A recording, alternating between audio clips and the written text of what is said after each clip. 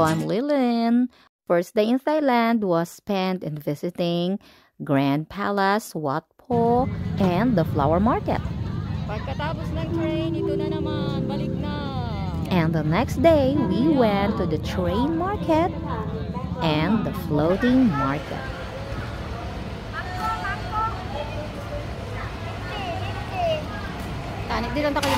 We had our lunch in our VIP vehicle that would take us to another place.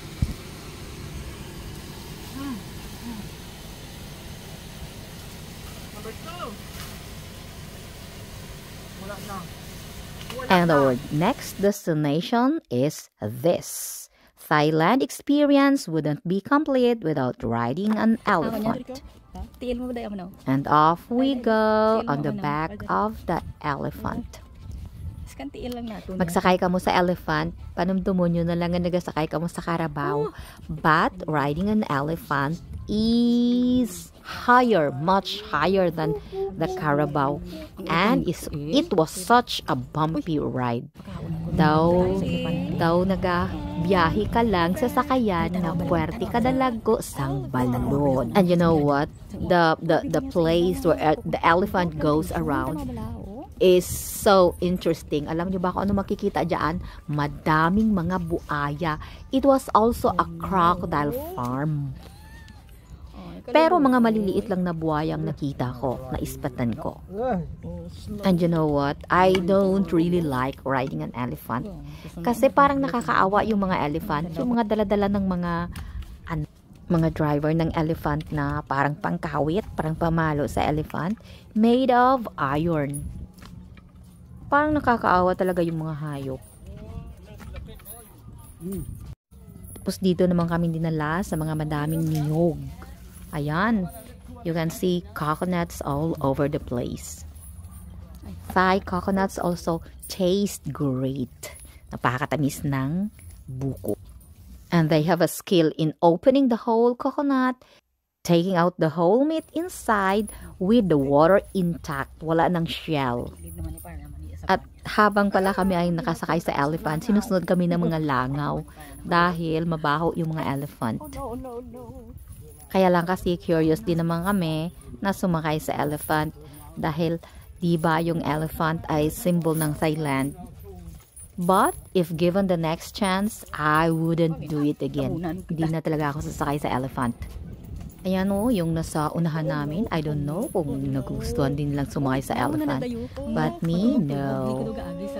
And ito na, papunta na kami sa may parang event din nila, parang napaka-exciting na part kasi maya-maya lang dadaan na yung mga elephant sa isang tubig na malalim.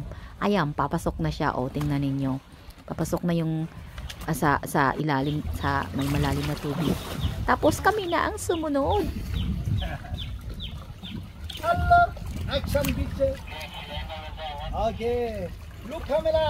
Tapos may magpipicture sa inyo dayaan. Pagkatapos, ibebenta sa inyo yung picture.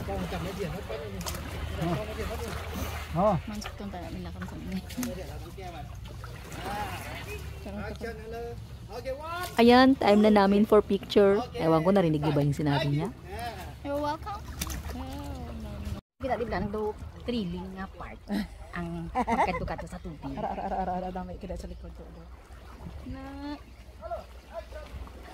action. Ano ba action na natin? White camera action. Ano action na diri? Uya lang sugata. Oh no. Tapos akala ko mga cars lang at mga people yung nagte-traffic.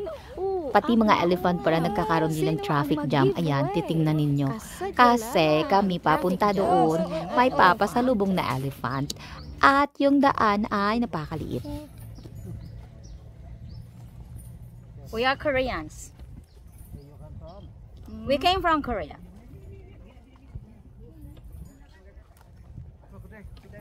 Crocodile? Oh no, crocodile. Ay, yeah.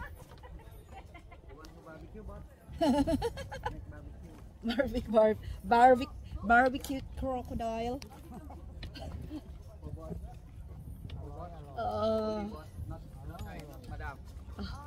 Barbecue.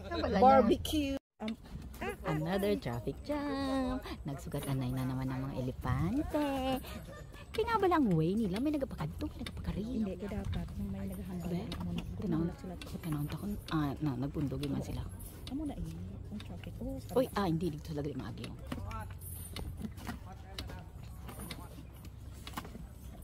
Ayan, at this point, nagkakasalubungan na naman yung mga elepante. Pero kami palagi yung nananalo kasi yung mga nakasalubong namin, lahat sila bumabalik. Sunog ang atong mga legs. Oh.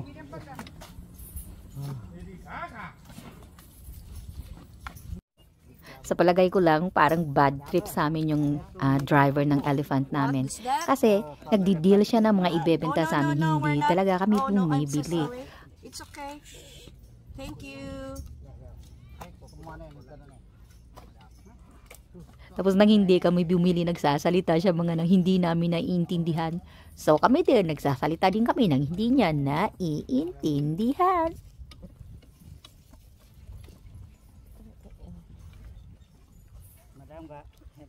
What?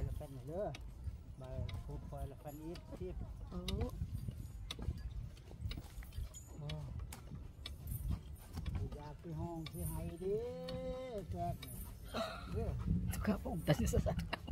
Wala kita pa na. Kita sang tips yan. I don't know for how long ang pag-iikot-ikot namin sa mga kaniyugan at doon sa may mga crocodile at sa paligid-ligid. At ngayon, pabalik na kami sa aming pinanggalingan. At tumahimik na din yung driver namin. Hindi na siya nagsasalita sa amin. Ayan, malapit na kami. Malapit nang matapos ang napaka-bumpy ride.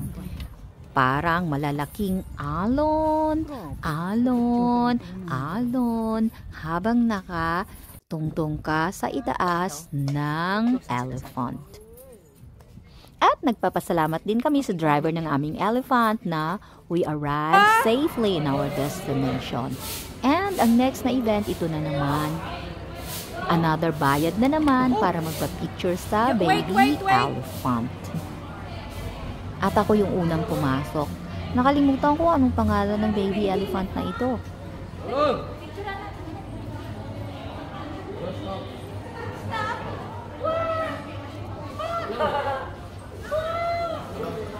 I was amazed kasi marunong siyang sumunod sa trainer niya kung anong sasabihin ng trainer niya. Sabi ng trainer niya mo po ka. No. Personal photo. No, ma. Only me. Okay. Yes. Gusto ng mga tao doon sila ang kumuha ng picture para magbabayad ka na naman ng picture sa kanila. Kaya sabi ng kapatid ko sa kanila, no, only me. Okay. Video. It's video. Many picture. Oh, one more time.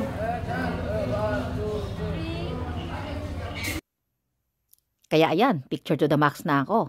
Kasi hindi na mauulit ito. Isang beses lang to sa buong buhay ko. Pagkatapos ng aming elephant experience, ayan, inikot-ikot na namin ng place. And ito na yung last trip namin dahil uuwi na kami. And ito na yung mga pictures namin sa Svarnavomi Airport. Nagkaroon kami ng problema sa ticket namin.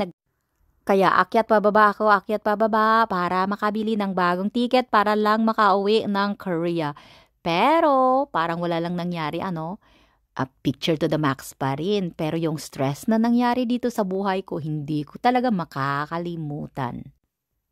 It feels so great na at last naka-board na kami ng plane, and ayan, the next day we arrived in Incheon Airport safely. And ito yung mga pictures namin in Incheon Airport. It feels so great na at last you feel na dahil nandun ka na sa Incheon, kahit malayo pa sa bahay mo, at least you feel like home already. Lahat ng mga kaba, nawala lahat dahil you are now on a familiar land. Yung nangyari sa amin sa Thailand, it was such a great lesson na hindi ko makakalimutan in my whole life. And thank you so much for watching. Please subscribe na din.